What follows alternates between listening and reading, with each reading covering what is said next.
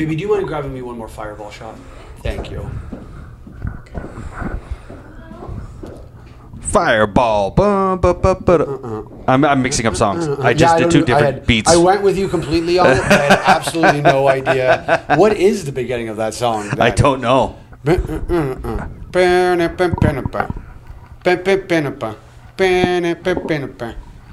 looks ripped today, though. Yeah, true. It's because we had a sick workout. Very efficient. Yeah. Very efficient. Very efficient full body workout. Yeah. Are we going tomorrow? We'll go tomorrow early. Cool. Yeah. I'm into that. We can do gym and then we can do hot tub as well. Maybe we could stream in the hot tub. Oh, that'll be fun. Hell yeah. Oh yeah, because the DJI Osmo is waterproof. True. Yeah. So you can take it in the water. Better than the GoPro. We should try really hard to get sponsored by them. Just mention it a lot. Do you want to come, Saka? To a workout and sauna. Yeah. Well, I'm not still in a hot tub and pool. Hot tub. I'll think about it. When You'll think about it. Yeah, This is a no. I think I have to take my girl somewhere at noon tomorrow. Okay. Yeah. She has another women are great thing to go to. What the fuck does that mean? She's at a gala right now that's like women are great, and I think tomorrow is a similar event. Man, if you went to something similar, you would be considered such a piece of shit. Like any sort of like men are awesome sort of meetups are fucking. Oh yeah, I'm But for that. It would be funny though, because they cool. had to nominate each other. Crazy. He's literally using the same thing you use to show me that the podcast is good. Oh, on his own. Yeah. Okay. There you go, Bert. Which also reminds me to check it. Make sure we look good. Yeah. Okay. See, Lewis is always behind the camera, so he doesn't have to check it, but I have the app. Speakers on. Okay. Perfect. Good stuff. So there's an active TTS that you have during this. Yeah. Sick. Okay. All right. That's fun. How we doing, Sank? Are we good? Yep, we're good. We're recording. Everything is good. Oh, yeah. Even this. See? Even that. I'm copying them. There you go. Yeah. All right. Ready? Yeah. Ladies and gentlemen, welcome to Rob Loves Arguing, and this is a very special episode since we've come back. So I took about 10 years off of this podcast, and in the meantime, I have not had an episode with just a guest the entire time. So you're the first episode in 11 years that I've had a guest. Please welcome winner of Fishtank Season 3, Mr. Mensa 2017, and CPR certified Bert Bronx, ladies and gentlemen. Hi, welcome. Hell yeah! I'm so glad to be here, and I'm grateful that I'm your first full ride guest star on your podcast for a while. Yeah, absolutely. Yeah, I couldn't think of somebody better. We met today. We don't know each other well. We DM'd a little. I dealt with your people who are very interesting. Your man, I will say, your agents are very forward thinking. Their agency page is very nice. The graphics move. They're very ahead. For a small agency, they're very ahead of the game on things. Like, how did you meet them? Did they contact you off Fishtank? For my management group, I was doing like some beginner amateur live streams shortly after I got out of the tank, and one of the people reached out to me. His name was Trip. He said he wanted to help me improve my live streaming experience, and also to help with like tech issues. So I had him as my technician at first, but then he's become really instrumental, and he's now my manager, and I've upgraded him from Tech Bro to Tech King. Nice. That's awesome.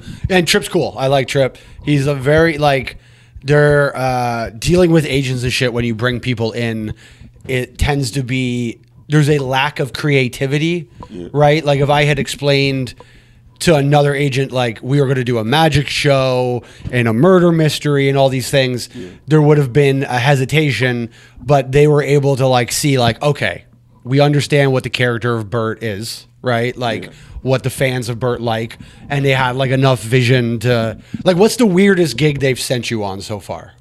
I guess some of the stuff I did with Matan, like wearing whiteface in Los Angeles and beg people for money. Yeah, all right, that's fair. That's a fairly weird gig. And like, is this where you saw yourself with things when you signed up for Fishtank? Like, walk us through the process of.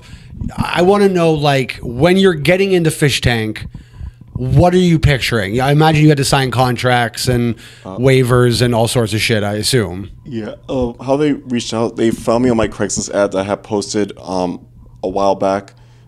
They told me that they wanted me part of a reality show that was supposedly in its first season. They said it had a Big Brother vibe, which I assumed they meant they want me to be the big bro of the group. So that's why in the Fishing House was calling everyone baby bro. So they told me the rules. I couldn't leave the house for 6 weeks. No cell phones, no internet use, and most importantly, no having sex for the entire 6 weeks. And that was like the longest time I went without sex before the show. Was that your biggest, like, was that the thing that when you saw the rules stood out to you the most? Fuck the cell phone, fuck the whatever. It was, I can't have sex for 6 weeks? Yeah. And that's almost the reason why I almost didn't do it. And also my birthday was going to be the same time. And Thanksgiving, Halloween. I was supposed to be Luke Cage that Halloween. And also my firefighter exam was shortly after it would be time to get out of the tank. So I figured I was just going to study my notes during the tank during the downtime. Yeah, and it turned out there was not a lot of downtime. Yeah. Yeah. I remember going back and forth with where I was talking to, like, about the no sex for 6 weeks. I was trying to ask, like, no sex at all, no oral sex, at least. They're like, no. You have to be one of the only people who push back to be like, do hand jobs matter? Like, are we allowed to? And of all the things that take place on Fishtank, it's funny that they do draw the line at fucking each other. Like, it is a strange. You could throw piss and shit on each other, but you can't fuck each other. Yeah. Does seem odd. Yeah.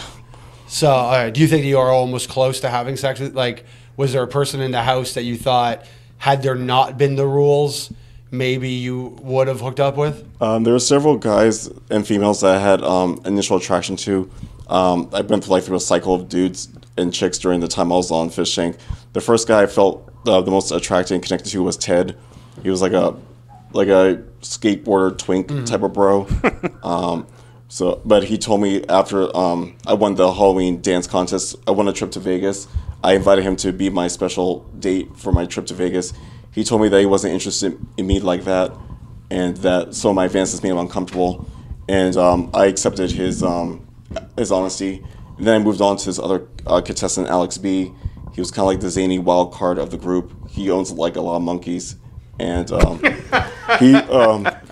he's like a fast talker, has ADHD. His deceased father was a billionaire, or I think a millionaire actually, and I felt like a brotherly connection with him because he reminded me of my own little brother and a little bit of me as well. I thought he might have been schizoaffective because he's the way he acted similar to me. But he was the one I was like attracted to at the time, and for like the longest time. Then he left the tank after being like hassled out. Then I also have feelings for there was briefly for someone named Prisoner Number 3 during a prison challenge. Then then I also have feelings for this guy I was in the tank with, Connor. He was a freeloader. A freeloader is kind of like a guest star that's supposed to like make our lives miserable. Yeah. It's interesting that the people who came in to upset your life, you ended up attracted to. You know what I mean? Like they were there literally to make your life hard to live, but still somehow you ended up attracted to them. Yeah, I guess like I was like starved for affection since like it was gonna be like the longest time I went without sexual intercourse with anyone. Wait, so how long has it been since you had sexual intercourse right now? Today's like Friday. Wednesday, this past Wednesday. Okay. Before I left for the Amtrak to Canada. That's the best way to do it. Yeah. You didn't find anybody on the Amtrak that was appealing? No, I was sleeping for most of the time. Although I had sex in an airplane bathroom before. You're a big guy. Yeah, it was just oral. I wasn't able to do full blown fucking in a tiny space. Yeah. Guy or girl? Guy. What percentage of your hooking up, like, if fucking only guys is 100%, and fucking only women's 100%, where do you, like, is it 50-50? Is it 60-40? Where do you fall like on it? 95% males or male-presenting individuals, like trans men or non-binary males, and 5% females. Okay, so that's a pretty decisive Yeah. So I'm assuming Wednesday was not the 5%. No, I've had sex with a woman since slightly a short while before I got my vasectomy. What was that? September 2024. Wait, so why did you get a vasectomy and then stop having sex with women? Isn't that sort of the... I guess I was like paranoid because like the reason I got the vasectomy is it was like a low key to high key pregnancy scare after the last time I slept with a female, and I don't want to be a dad right now. Got so I went to make sure I got the vasectomy, and I assume it's taken by now since it's been over a year since I got it. Yeah. But there's part of me that's still paranoid. Okay, Yeah. so you're just you're so afraid to have a child.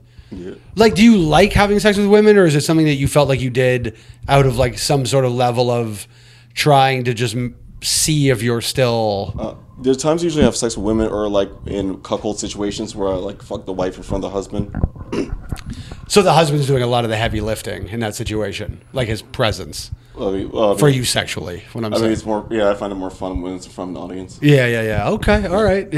And I would say Fishtank season 3 showed that with birding off. Like that was certainly. Although I will say we discussed this earlier because I told you earlier my girlfriend is actually the one that showed me Fishtank, which is unusual. Yeah. But when you were told initially that the audience could see you birding off, you stopped for a while. I was a bit hesitant about it because I didn't realize like the audience that was watching or like how many people were watching. It was kind of like vague. Yeah. They told us we were not famous, which I thought we were. So I thought it was like, okay, it's just a small group of people. Who cares? Yeah. Then I went out the tank and then saw online so many videos of me birding off, all the discussion posts and forums. I was like, oh wow, it's a larger audience than I thought. Yeah. Okay. All right. Do you have regrets about it? Like, I'd like to get to know you like as a person.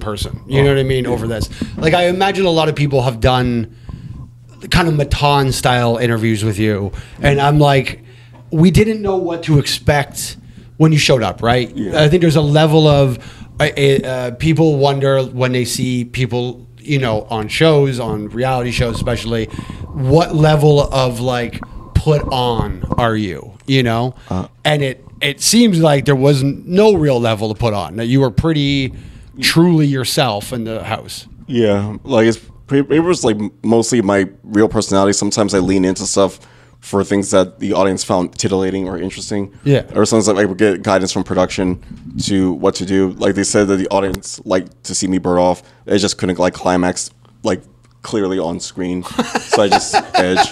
What a tough situation to be put in to go, like, you can jack off, but you can't come. It's tough. Yeah. Or at least not make it obvious that I'm coming. Okay. Like, try to like hide my old face. What? So like, give us a. Okay, if you were coming right now, but you didn't want anyone to know, give us the face you would have. What's your secret coming face look like? All right, I guess we sound like.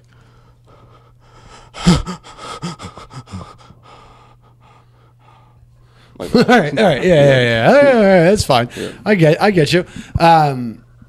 Yeah, all right. And like, I think I said to you this afternoon where we were getting coffees and a hot chocolate. Yeah. Like, I'm curious because listen, I booked Sam last year at some point, and I was familiar enough with Sam Hyde for the people who are watching. I was familiar enough with Sam through the TED Talk and the iDubbbz. Like, I knew Sam and I knew what Fishtank was.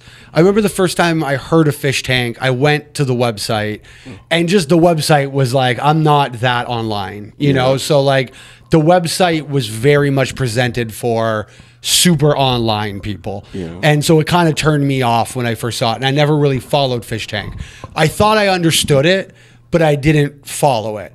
And so I book Sam, time goes by, I meet Kennedy, and she shows me, I jump in further into Fishtank. Yeah. And there were times when I watched Fishtank, having already booked Sam for a bunch of shows, that I was like, oh, is this person a bad person? Because, like, you know, when you do edgy type comedy like Sam does, there's always going to be a level of pushback. There's always going to be people saying things about you, whatever. That's fine. But are you genuinely bad, or do you just say bad things? Is a interesting line that you have to find in comedy, right? Yeah. And so when I watched some of Fishtank, there were times where I went, oh shit, I might have booked a guy that's actually bad. And then I would watch a little while longer, and I almost think, are you familiar with the Stanford prison experiment? Yes. Obviously, Fishtank has been compared to the Stanford prison experiment like fairly regularly on online discourse. Like that's kind of a thing that goes around. And now we obviously look at the Stanford prison experiment as like something we shouldn't have done, but we also learned a lot from it. And so there are moments in Fishtank where you're like, maybe this isn't the most ethical thing that's going on in the world. I used Meg on season 2 as an example. She was addicted to Roblox. They tell her Roblox account is deleted, and I cried for her. Like I had been emotionally invested enough in Meg's journey that when that happened, I emotionally reacted for her. And then about 5-6 minutes later, I realized she's a 30-year-old woman crying over a Roblox account. This is exactly what she needed.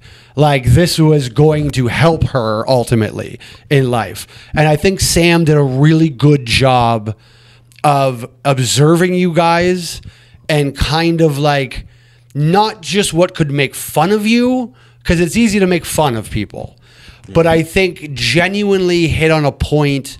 Not just your listen, you could have just been like, you're a big Jack Black guy who jacks off.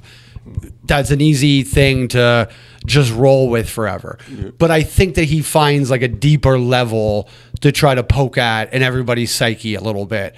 And like, I actually think it ends up being like a positive experience for people, but I'm not in the house. So like, really, honestly, like, obviously it has helped you. It has whatever. You seem to not even mind being in the house, truthfully. Like there are moments where, like after the show's done, you even kind of imply you want to go back a little bit. So like, what's your view on what Sam is doing with it? And I'm not trying to get you in trouble or something. Oh, okay, so. Yeah. But like, how do you view Fishtank? If you were to explain Fishtank, say you had to do it all over again. Yeah. Now knowing what you know about it, and you were going to explain it to a loved one, what you were going to do, what would you tell them about the experience that would maybe make them feel comfortable, if that's how you want them to feel, or uncomfortable, if that's how you want them to feel? I guess I'll say that I'll be on Fishtank. It's a 24/7 live recorded online reality competition series where there's going to be like at least a dozen of us in the house. And we're basically competing to win the grand prize. And the method to win is to be the most entertaining person among the group of contestants, and to try to capture the audience's attention, be engaging, interactive, and basically be titillating, and try to stand out in a way that makes myself or the person noticeable. But on an emotional level, they're going to see you have to do, I don't know who you have, and I know you have a sister, but I'm not sure how much other family you have around. But say your sister. Is that the person you're closest to? Yeah. You know, your sister's going to have to watch you go through some things that they would probably find uncomfortable. Like, does that make sense? After the experience is done, did she find some of it uncomfortable? Yeah. So, like, if you were going to defend Sam, and again, not that you have to. If you feel a different way about it, I'm also curious to hear that.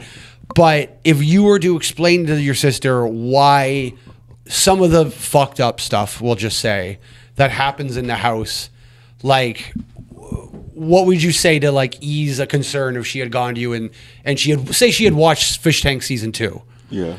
And she went, I don't know if I want you to do this. Like, what's your justification for what happens in the house? I would say to my sister, like, I know some of the stuff seems really problematic, but it's all in the name of trying to create content and entertain that's titillating to the viewers. Because something I've realized is that, like, people put in uncomfortable situations tend to be engaging to the audience. They want to see their real, honest, visceral reaction to doing something that's unpleasant. I guess when people are in a comfortable, complacent mood, they're not as entertaining. But when they're doing something that's awkward, cringe, or uncomfortable, it creates like a moment of like character growth. Okay. Yeah. So what if you had to describe your own character growth from Fishtank? What would you say? Like, if you left a better version of Bert, in what way did you leave a better version of Bert? I guess before the show, I was kind of like, I guess what they call a libtard. I like kind of like more liberal and like trying to be more a PC about stuff. Like I would not before. I rarely use the N word, and I rarely use words like words that rhyme with maggot or regard. And I was more like democratic and liberal behaving, but being exposed in that environment where people are being not PC, saying all kinds of like slurs and smoking like all over the place, not caring about the secondhand smoke. I guess it made me tougher in terms of like being able to deal with stuff that would most of society would consider unpleasant or problematic, and just learn to like be comfortable being uncomfortable with stuff that would make me feel weird or awkward. But as long as the audience finds it entertaining, then I guess really that's all that matters. Okay. Do you really like the audience just finding it entertaining? Is an interesting justification to me, and I know we don't know each other well, but I want to like be human and try to dig into that a little bit of like, so I'm an edgy comedian, I would say. I don't necessarily go as far as Sam does with things, but I fall into that category, right? Yeah. And I think a lot of what my own personal justification for it would be is that very often the comedians I know personally who are considered edgy tend to be actually very kind people, that like there's almost there's a use of certain words almost because there's a feeling like we're past that with each other, where it's like, I hope that and again, we don't know each other well, but there would be a hope that you could feel my intention enough to know that this comes from a place of kindness rather than a place of hate. Do you think that like, did you feel, because you were in the house with some fairly like edgelord type people, like, did you feel like there was any genuine animosity from any of them, or was there like, we say edgy things, but truly there was like a closeness? Initially, I did feel like there might have been some deliberate animosity towards me, but now that I've left the tank and rewatched some stuff, I realized that like sometimes contestants or freeloaders were goaded to like antagonizing people for the sake of being interesting or making content. Because one of the things that they complained about was that we were being too boring, that we had to be more interesting, like spice things up, create some drama. So like some of this stuff seemed like problematic or like like mean spirited, but like it's all in the name of creating entertainment because it's a show at the end of the day, and shows are meant to be entertaining. Absolutely. Okay. All right. Also, by the way, did you get the money in the end? Originally, I got nothing, but then after the audience kind of like groaned and were upset that I didn't get anything, production begrudgingly gave me $15,000 instead of the full $50,000. Okay. All right. Well, that's at least interesting to know. Text to speeches in there working. Oh, really? Yeah. Oh dear. Oh dear. Oh golly gosh. Interesting. Let's see. Can somebody send another? We'll see what. Chat soon. Here, do you want to? Here's what you can do, Lewis. Anybody who did a TTS that didn't come through, do you want to just? They can put it in the chat, and you can TTS it for them. I can. Sure. I can just check real quick. Yeah. Check it out for a second. No, absolutely, that's fine. This is. We have there's a 2-screen experience going on. Sanker, let me talk to you for a second. So you're not familiar with Fishtank at all, really? I've been reading as much as I could today. You caught up pretty fast. What I read, okay. I feel like the more I read, watching will give me a better idea than like reading. Because like they say, they do stunts or humiliation, and it's like it sounds like it could be like a MXC or like a type of like sort of silly show, where it's like I would say the tenor of the show is not necessarily silly at all. Like the challenges are, Bert, how long did you dance for? I'm not sure how many hours. I think it was like at least 5 hours, I believe. Okay, and then took a break and came back and danced more. Yeah. I think the dance competition was taking too long, so they just eventually declared me the winner because I guess my dance moves were more exciting and energetic. All right. Let me just. How's the TTS going? I think I almost got it. See, TTS Monster. Okay. What is this app that you're using that has TTS on it as well? I believe it's Stream Elements and TTS Monster combined, as well as IRL.run IRL toolkit. Let's see here. All right. Yeah. Chat saying we're gonna get raped. That's a lot. I'm sorry. What now? They're saying Lewis is about to get gaped tonight. Oh. Coming for you, white boy Lewis. That's 9-inch drinky. Oh. Dude lodger. No, I don't he's know. He married. only sleeps with 95% men. I'm a gambling man. Yeah. Okay. Let me see if it works now. This is a test message. There you go. Yeah. Perfect. Okay. All right. Perfect. Okay. I'll be right back, guys. Let me just turn this back to the. Okay. Cool. Have we look? All right. The waped. All right. TTS is back on, guys. Yeah. Is this? Okay. Perfect. Yeah, I feel like I'm gonna have to check it out now.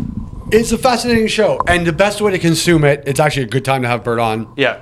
Because episodes of his season 3, so you can consume Fishtank in 2 ways. You can consume it the hardcore way, which is 24 hours a day on the website, pay for the membership, send TTSs, like be really a part of it. Yeah. But there is a kind of a second tier of following it where you watch the episodes.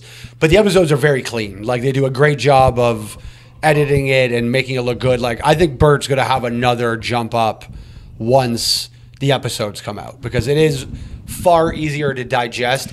And I think like the terminally online people, I think that there are more outside dwellers that see like, because I couldn't watch Fishtank the way that a lot of other people watch Fishtank. I can't do the all day, have it on, whatever. I like the episodes. Like I get why I think it's brilliant. Listen, I have said lots to Sam and Nick and all of them about what I think the value of that. Oh fuck!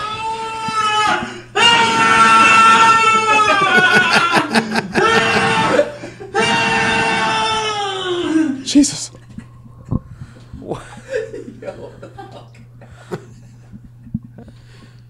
Yes. All right. Anyways, okay. So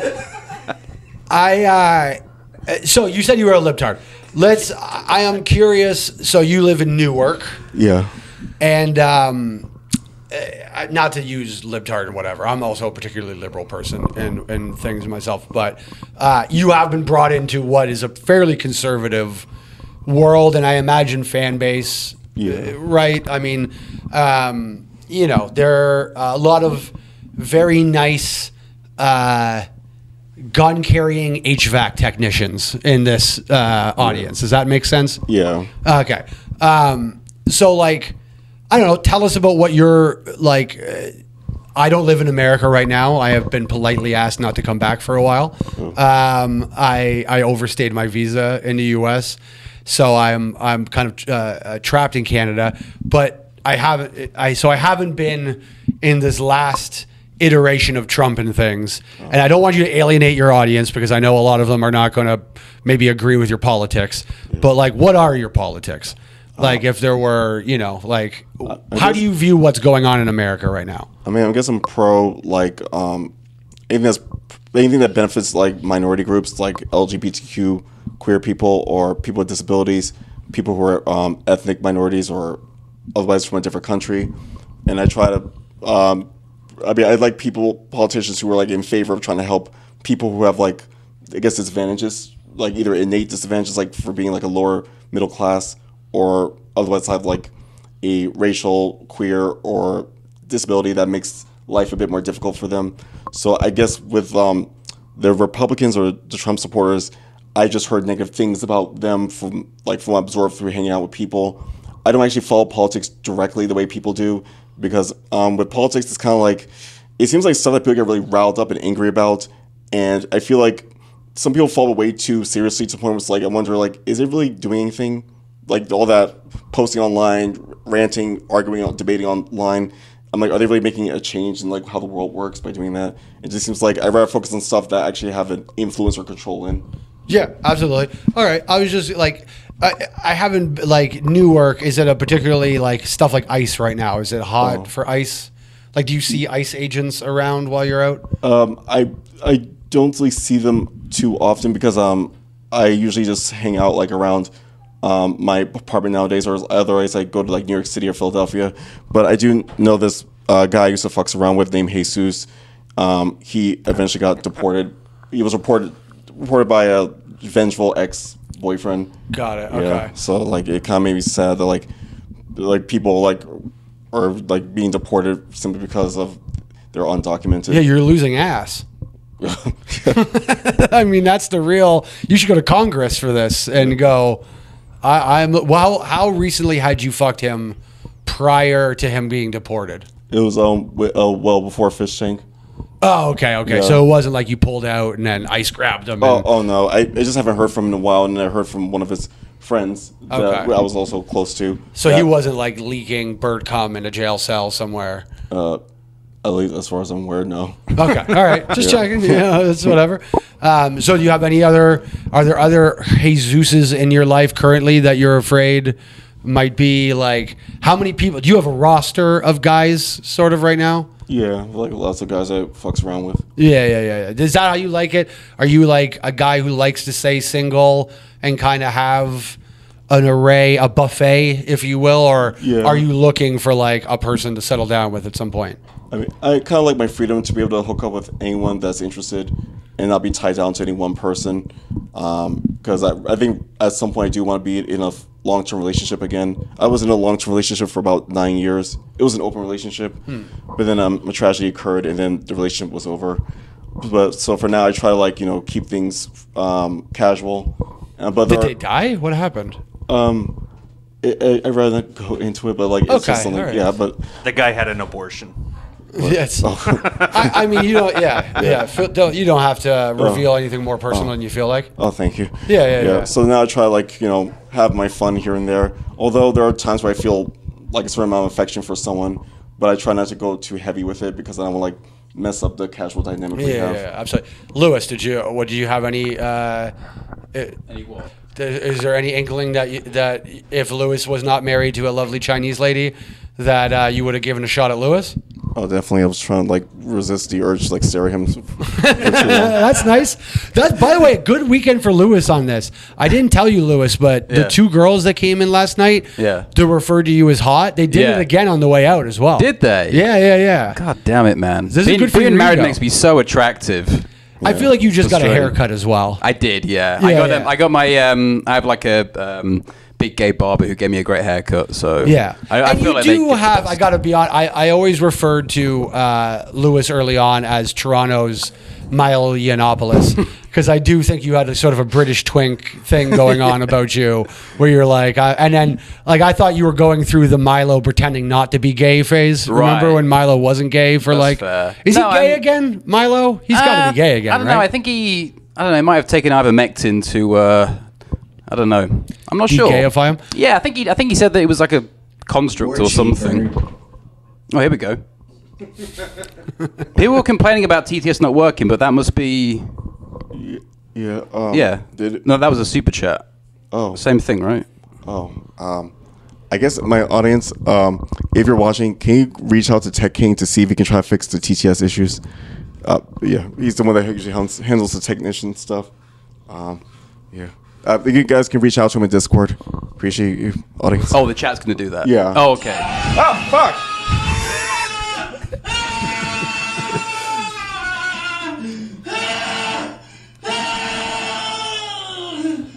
They're saying the stream elements TTS isn't working, but I guess the super chats are working. Oh. Because you got multiple platforms, right? Yeah. Okay. All right, so if you want to have something shouted at Bert, then you go to the super chat. I guess is the. I guess I can check the stream elements to see what's happening. Just give me oh, he texted back. Close Moblin and refresh overlays. Okay, I'll just be right. Yep. Yeah. All good.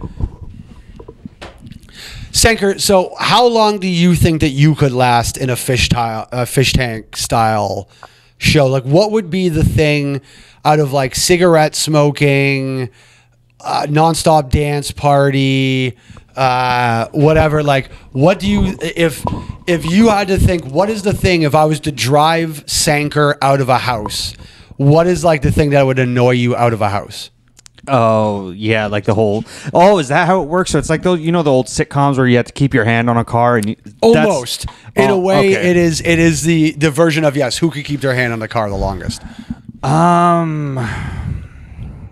I do. I think almost anything from like if it's just constant and badgering over time. I don't think I would like last to nothing. Like what's happening there, the TTS. That happens nonstop in a house.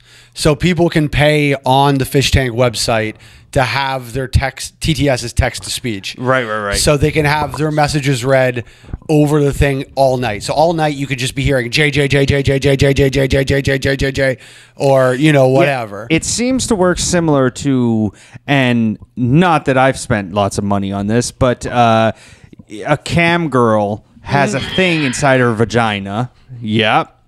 And people are. Did you tell these white boys you have AIDS before you don't top them? It's not funny. You legally have to disclose this information, Negor. Jimmy, but we'll slack you. Is this all the old ones just catching up now? That's right. So it's that. Yeah, that's what happens in the house. It's Lewis all Mold day. as well for the chat. The chat wanted to know. MOULDS. If you're in Toronto, Lewis Molds runs a gulag on Thursdays. This pole dude in front of his wife, are you charging him or are you doing it pro?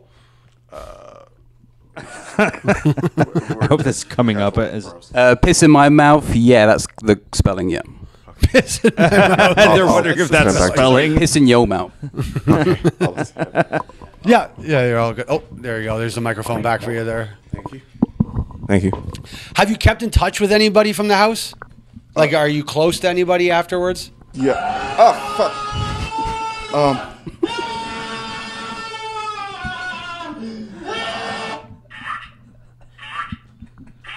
Yes.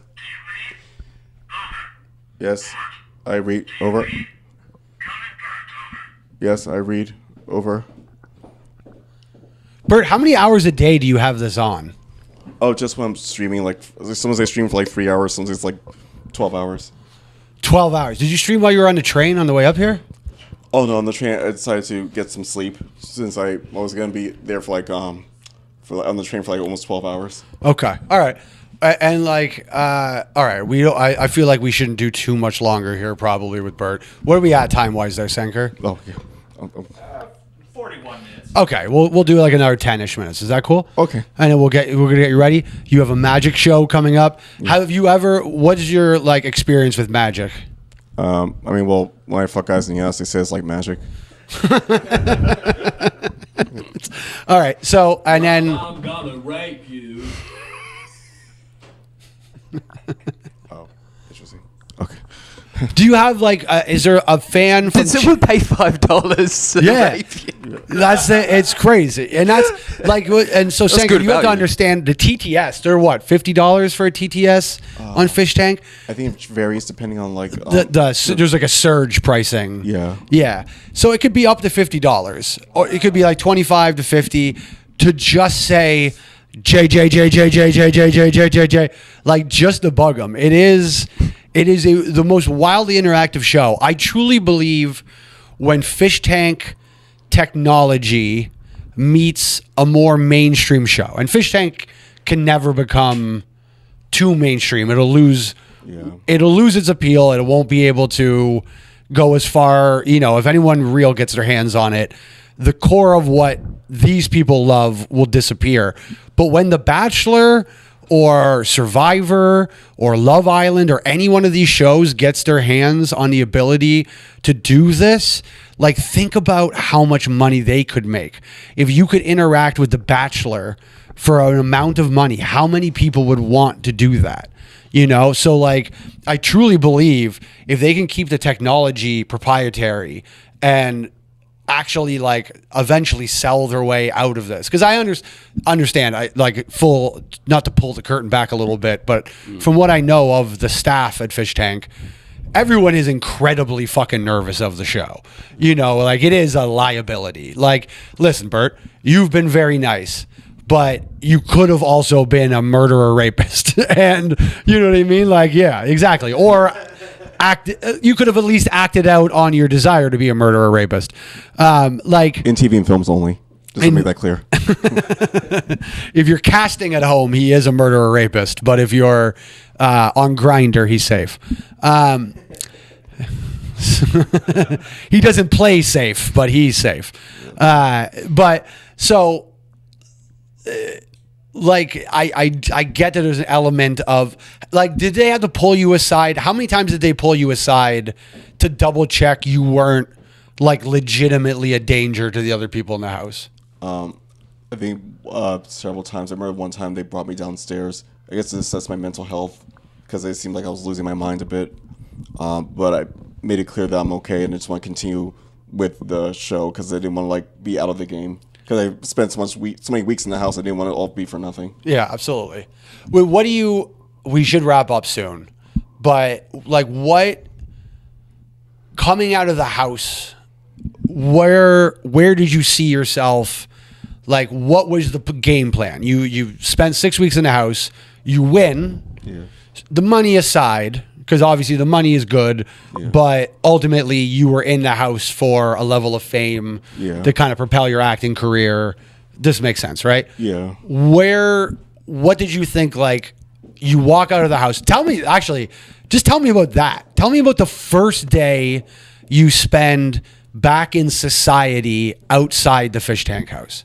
It was like really overwhelming because I saw my phone was blowing up with all kinds of messages, DMs, and I saw these clips about me online on the show, all the comments people were saying, all the Reddit posts, and all the other like forum posts I saw, and I was like, oh my god, it's really, because at the time I thought like the Fishtank community, the audience was like a relatively small group of people, like a small cult like following. I didn't realize how expansive it was and how so many clips got posted on like mainstream channels like YouTube and X and all these other platforms. I was like, oh my god, this is huger than I thought. Black urban rape threat, Bert. Black urban rape threat. Only in TV and films, not in real life. What? So, I'm going to ask this bluntly. Did you feel taken advantage of when you saw all the videos, the comments, people's reaction? Was there any regret that you had that first day, 2 days, whatever, coming out of the house as you grappled with the reality of like, I'm now back in real Bert life and this had just happened? Like, what was your emotional state about all of it? I kind of like had a delayed reaction to the stress and trauma of being on the show. I didn't realize how much, like, I guess, negative effect it had on my life, my reputation, my career, and my finances until later on. And then I realized that I made the show so much money, and then they only decided to give me $15,000 instead of the full $50,000. And then and people were saying that like I was taken advantage of, exploited for content, and it kind of got in my head a bit like, oh, maybe this wasn't such a good idea. But what's done is done. I'm just making the best. I'm like using that to like spring forward my content creation career going forward. If you could go back in time and choose to do the Fishtank house again or avoid it, what would you do? That's a tough one. I guess I would do it, but this time with the knowledge of how Fishtank works, try to prevent myself from doing or saying stuff that could be considered reputation damaging or ruining. Okay. Yeah. All right. What is there a moment that you can think of that you would take back from the house? Well, example like during this the cell challenge where I was trying to make everyone comfortable by cleaning up the bedroom that we were supposed to be stuck in for several hours. I could have easily won that challenge if I just decided to like play dirty or like be more competitive. But I was more concerned about keeping everyone comfortable, and eventually I lost the challenge to this our competitor symbol when we have to like try to get the fish out of each other's hand. Yeah. But you won the show ultimately. Yeah. So isn't there something to be said that you maintained what you thought was your own personal ethic and still managed to win? You could have played dirty, and you didn't, but ultimately you still won the show. Yeah. Do you think that and this is an observation I've had on the show. I think Sam recognizes qualities like that. I think the audience as well too, because obviously the audience plays a factor in what Sam decides to do. But do you think that maybe ultimately the fact that you did play the game straight, that you were a big bro to people, that you really did try to be a kind person, that when it was said, hey, people are watching you jack off, you stop for a while. And then when they said, hey, people actually miss you jacking off, you went, let's get back to that then. Like, do you think ultimately it wasn't about who's playing the game most deviously and who is the most authentic character being presented and who is truly trying to like be themselves but also kind, and like maybe they're a flawed person, but in their flaw they actually genuinely kind of do the best they possibly can? Yeah. I never seen a reality show before Fishtank from beginning to end, so I didn't know exactly how it works besides what I hear through pop culture osmosis. I guess one of the things that bothered me from being on the show was like I didn't realize I had to like deliberately try to antagonize people to try to win. I thought if I just be the most entertaining person on my own merits, that would be the way to win. But I understand that for sake of conflict and drama and entertainment, it requires me to antagonize people. Okay. But ultimately I try to be civil with everyone because I grew up attached to everyone in the house. My original plan was to split the grand prize money among all the other original contestants, because at the time I was doing well with my online tutoring business, that I didn't really need the money. I just wanted to be on the show just to get myself a level of fame. Online tutoring only, or the gay porn too? The gay porn, I didn't do it for money. I do it because I wanted to. Okay. All right. For the love of the game. Yeah. That's the best reason to do gay porn, honestly. Yeah. The money's not a great reason. All right. Well, listen, I don't know if this was like the first time someone's like, I hope this felt earnest and like a real kind of interview to get to know you as a person. Is there anything else? Listen, again, I don't think your audience probably sees you often in like a sincere light, we'll say. The Matan world, the whatever, is very bit centric, right? Is there anything you'd like to say sincerely to the people that know you from Fishtank and your general audience at large, to like close us out on who Bert is outside the house? I guess I'll say like, well, if I knew what Fishtank was initially, like before being on the show, like if I knew its entirety, I probably would not agree to do it. But I'm grateful for the experience because it allowed me to gain a fan base of loyal followers and people who really seem to like my weird, eccentric personality. So I'm grateful for like the audience I have, the support I've been giving, and how much people seem to be entertained. And like some people reached out saying like, watch me on the show, helped them through tough times when they were going through like a bit of depression in their lives, and then seeing me made them laugh and brought joy to the audience during a difficult time. So I'm really grateful that I was able to have that effect on people. All right. We should do a squad pick so we got it on the stream. Yeah, absolutely. But awesome. Bert, I really appreciate you doing this. We're going to have a magic show in a little bit and do some trivia, a little dance party. We'll have a fun time. Thank you very much. Bert Bronx, everybody. Sick.